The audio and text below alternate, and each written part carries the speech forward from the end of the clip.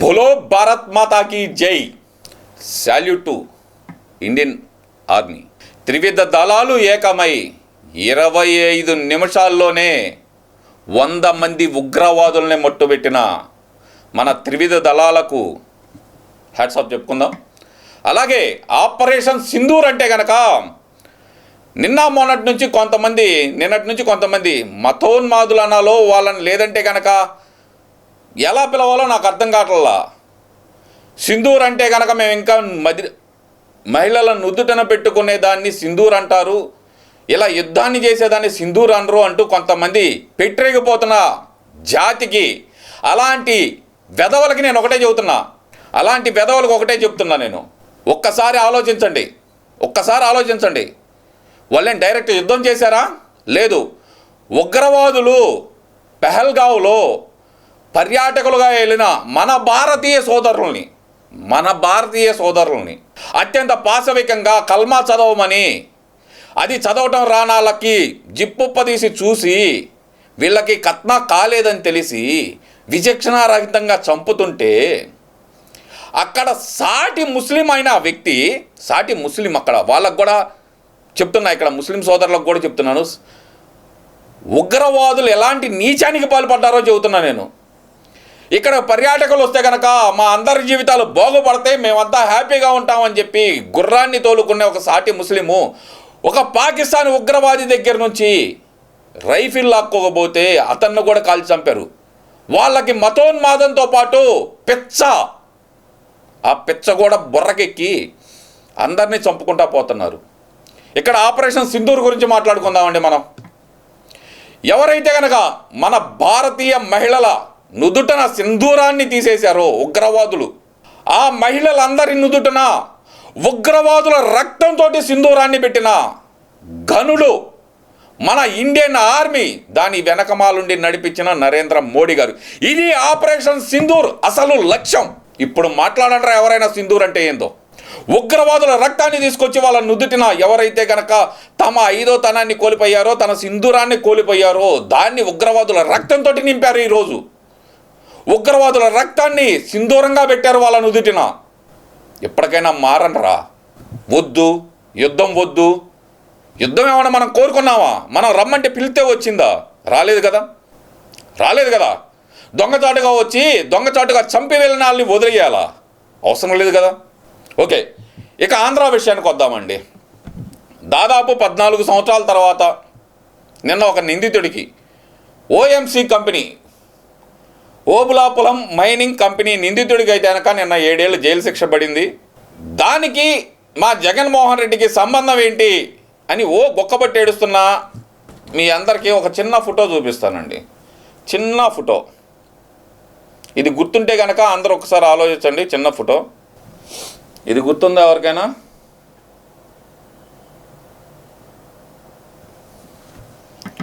బ్రాహ్మణి industries limited, YS Rajasekhara Reddy అధికారంలోకి వచ్చిన మరుక్షణమే ఫస్ట్గా చేసిన స్కామ్ అనేది ఇదే స్కామ్ అండి. ఒక మైనింగ్ కంపెనీకి 10,000 ఎకరాలు, ఎంత? 10,000 ఎకరాలు 25 కోట్లకి ఇచ్చాడండి. 25 కోట్లకి 10,000 ఎకరాలు అంటే రమారమి మహా అయితే 18,000, 17,000 చిల్లర ఏం పడుతుంది ఎకరం. ఏముంది, ఇండస్ట్రియల్ డెవలప్మెంట్ కోసమే కదా మన రాజశేఖర రెడ్డి ఇచ్చింది అనుకోవచ్చు. కానీ ఇక్కడ ఈ ఇమేజ్ ఏదైతే ఉందో, బ్రాహ్మణి ఇండస్ట్రీస్ ఓపెనింగ్ అప్పుడు ఇమేజ్ ఏదైతే ఉందో, అప్పటికి జగన్మోహన్ రెడ్డికి ఎలాంటి ప్రోటోకాల్ లేదండి. కానీ ఇక్కడ ఉంటాడు చూడండి, సుందరంగుడండి. ఎంతైనా జగనన్న సర్కిల్లో కానొస్తున్నాడండి, నవ్వుతా ఎంత అందంగా ఉన్నాడు. ఈ వ్యక్తికి 10,000 ఎకరాలు గాలి జనార్దన్ రెడ్డికి ఇచ్చి 4,000 ఎకరాలు మళ్ళీ ఎయిర్పోర్ట్ కోసం ఇచ్చారండి. అమరావతిలో ఎయిర్పోర్ట్ కట్టాలి, ఒక 1,500 ఎకరాలు తీసుకుందాము అనుకుంటే కనుక 1,500 ఎకరాల్లో అమరావతికి ఎయిర్పోర్ట్ అవసరమా అని మాట్లాడుతున్న వైసీపీ సోకాల్డ్ నాయకులారా, కడపలో అవసరం మరి 4,000 ఎకరాలు మాట్లాడరే? 10,000 ఎకరాలయ్యా, 25 కోట్లకయ్యా. మాట్లాడలేదే ఆ రోజు? ఈరోజు లులు మాల్కి కానీ వర్సాకు కానీ టీసీఎస్కి కానీ భూములు కేటాయిస్తుంటే కనుక రోడ్డు మీద పడి బురదలో పడి పొరిలాడే పందుల్లాగా మాట్లాడుతున్నారా మీరందరూ? ఆ రోజు ఎక్కడికి పోయారు? ఆ రోజు ఎక్కడికి పోయారు? మరి సమ్మగా ఉందా ఆ రోజు మీకు? ఇచ్చింది మారెడ్డికే ఇచ్చాడు కదా 14,000 ఎకరాలు, ఎకరం 18,000కే కదా. ఏం చేశాడండి గాలి జనార్దన్ రెడ్డి? 325 కోట్లు ఈ భూమిని తాకట్టు పెట్టి ఎంత ఇచ్చాడు? ప్రభుత్వానికి 25 కోట్లు ఇచ్చి దాన్ని బ్యాంకుల్లో తాకట్టు పెట్టి 325 కోట్లు తీసుకొని దాంట్లో కొంత భాగం జగన్మోహన్ రెడ్డికి క్విడ్ ప్రోకో ద్వారా పంపించి, అంటే షెల్ కంపెనీలు, సూట్ కేస్ కంపెనీల ద్వారా ఇతను పెట్టని కంపెనీల్లో పెట్టుబడులు పెట్టించి మలిపాడు కదా. మరి ఎటుపోద్ది ఇది? జగన్మోహన్ రెడ్డికి రాదా? అంటే గాలి జనార్దన్ రెడ్డి మా పెద్ద కొడుకు లాంటి వాడు అని చెప్పి 14,000 ఎకరాలు కట్టబెట్టేస్తే చూస్తా ఊరుకుండిద్దా? ఇది ఇచ్చింది ఏంది ఆంధ్రప్రదేశ్ ప్రభుత్వం కాదే, సిబిఐ కోర్టే ఇచ్చింది తీర్పు. చూస్తా కూర్చోవాలా? జాగా ఇచ్చుకున్నాళ్లే రాజశేఖర రెడ్డి అతను పెద్ద కొడుకు ఇచ్చుకున్నాళ్లే అని చెప్పి చూస్తా ఊరుకోవాలా? ఇచ్చేసింది కదా, 7 ఏళ్ళు జైలు శిక్ష. ఏదైనా శిక్ష లేట్ కావచ్చండి, కానీ లేటెస్ట్గానే పడతాయి శిక్షలు, ఎవ్వరికీ తగ్గేదే లేదు. ఇప్పుడు ఇందులో వీళ్ళకి వచ్చిన బాధ ఏంటంటే దీనికి జగన్మోహన్ రెడ్డికి సంబంధం ఏందంటున్నారండి. 14,000 ఎకరాలు తీసుకొని రాష్ట్ర ప్రభుత్వానికి 25 కోట్లు మాత్రమే కట్టి 325 కోట్లు బ్యాంకుల నుంచి రుణం తీసుకొని ఆ రుణాన్ని ఎగ్గొట్టి దాంట్లో కొంత భాగాన్ని జగన్మోహన్ రెడ్డి కంపెనీల్లో, జగన్మోహన్ రెడ్డి చెప్పిన కంపెనీల్లో పెట్టుబడులుగా పెట్టి ఆ డబ్బుని జగన్మోహన్ రెడ్డి ఇంటికి చేర్చాడు. ఇది నేను చెబుతుంది కాదు, సిబిఐ చెప్పిందే ఆల్రెడీ. ఆ కేసులో కూడా జగన్మోహన్ రెడ్డి విచారణ ఎదుర్కోవాలి త్వరలో. కంగారేముందంట? ఒకటి కాదు, రెండు కాదు, అన్నిట్లో ఇరుక్కుంటాడు. అరే 2004 ఎలక్షన్లకి ఏం చేశారండి వీళ్ళు? ఏం చేశారు వీళ్ళు? మా ఇంటిని రెగ్యులరైజ్ చేయండి, నేను ఎలక్షన్లో కంటెస్ట్ చేయాలంటే కనుక నాకు డబ్బులు కావాలి, ఆ డబ్బులు నా దగ్గర లేవు అని చెప్పి అప్పుడు రాష్ట్ర ప్రభుత్వానికి లేఖ రాశాడా లేదా రాజశేఖర రెడ్డి? సరే, ఇదంతా ఒక ఎత్తు అయితే కనుక ఇప్పుడు ఏదైతే కనుక వీళ్ళు తాకట్టు పెట్టాలనుకుంటున్నారో అప్పట్లో ఒక కమిడియను, తర్వాత జగన్మోహన్ రెడ్డి దగ్గర కూడా ఉన్నాళ్ళండి ఆయన, ఒక కమిడియన్కి తాకట్టు పెట్టి 3 కోట్లు డబ్బులు తీసుకుంది నిజమా కాదా? అధికారంలోకి వచ్చిన 6 నెలల్లోపే 3 కోట్లకి 1,80,00,000కి సెటిల్ చేసి అతని దగ్గర నుంచి ఆ ఇల్లు స్వాధీనం చేసుకుంది వాస్తవమా కాదా?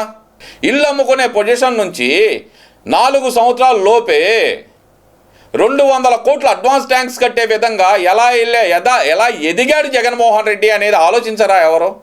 ఇక చంద్రబాబు నాయుడు గారి విషయానికి వస్తారు. 2 ఎకరాల ఆశ 2 లక్షల కోట్లు ఎలా సంపాదించాడు అంటారు. ఒరే బాబు, మీ అందరికి ఒకటే చెబుతున్నా, చంద్రబాబు నాయుడు గారు రాజకీయాల్లోకి వచ్చిన తర్వాత, ఆయన ఎమ్మెల్యే అయిన తర్వాత, మినిస్టర్ అయిన తర్వాత నందమూరి తారక రామారావు అనే ఒక మహాశక్తి తన కూతుర్ని ఇచ్చి ఆయన్ని అల్లుడుగా చేసుకున్నాడు. ఆ రోజుల్లో ఇచ్చిన కట్నమే మీరు ఊహించలేరురా బాబు. ఆయన కూతురికి ఆస్తిలో సమాన హక్కు అని చెప్పి ఎన్టీఆర్ గారు ఏదైతే పంచారో ఆ ఆస్తి మీరు లెక్కల్లో చెప్పుకోలేరు. ఎవరు? జగన్మోహన్ రెడ్డి సంపాదించిన ఆస్తి లెక్కల్లో ఎలా అయితే చెప్పుకోలేకపోతున్నాడో చంద్రబాబు నాయుడు గారు గర్వంగా చెబుతున్నారు, ఇది నా భార్య ఆస్తి, ఇది నా కోడల ఆస్తి, ఇది నా కొడుకు ఆస్తి, ఇది నా మనవడ ఆస్తి, ఇది నా ఆస్తి అని చెప్పి ఆయన గర్వంగా చెబుతున్నాడు. మీ జగన్మోహన్ రెడ్డిని ప్రకటించమనండి ఆస్తులు, చూసుకుందాం దాని గురించి కూడా. ఇప్పుడు గాలి జనార్దన్ రెడ్డి అరెస్ట్ అయిన దగ్గర నుంచి జగన్మోహన్ రెడ్డికి ఒకటే ఒడుకండి, నా దగ్గరికి ఎప్పుడు వస్తారా అయిపోయింది. నీ టైం కూడా దగ్గరలోకి వచ్చిందయ్యా జగన్మోహన్ రెడ్డి, నువ్వు కంగారు పడమాకండి. చాలా క్లియర్గా చెబుతున్నాను, ఏదైతే కనుక బ్రాహ్మణీస్ ఇండస్ట్రీస్ లిమిటెడ్ అంటూ ఆ కంపెనీ ఏదైతే పెట్టి రాష్ట్ర ప్రభుత్వం దగ్గర 14,000 ఎకరాలు 25 కోట్లకు తీసుకొని 325 కోట్లకి తాకట్టు పెట్టుకొని అందులో వచ్చిన డబ్బుతోటే జగన్మోహన్ రెడ్డి చేసిన ఫస్ట్ అవినీతి స్కామ్ అదే. దాని ద్వారానే జగన్మోహన్ రెడ్డి అనే వ్యక్తి జైలుకి వెళ్ళటం మాత్రం కన్ఫర్మ్. ఇందులో ఎలాంటి మార్పు అయితే ఉండదు. నేను చివరిగా మళ్ళీ ఒకసారి చెబుతున్నా, ఎవరైతే గనక పాకిస్తాన్కి అనుకూలంగా మాట్లాడుతున్నారో దయచేసి మీరు అందరూ పాకిస్తాన్ వెళ్ళిపోండి లేదా చచ్చిపోండి. దేశానికి వచ్చిన నష్టమేం లేదు మీ బోటి వల్ల. ఉంటా మరి.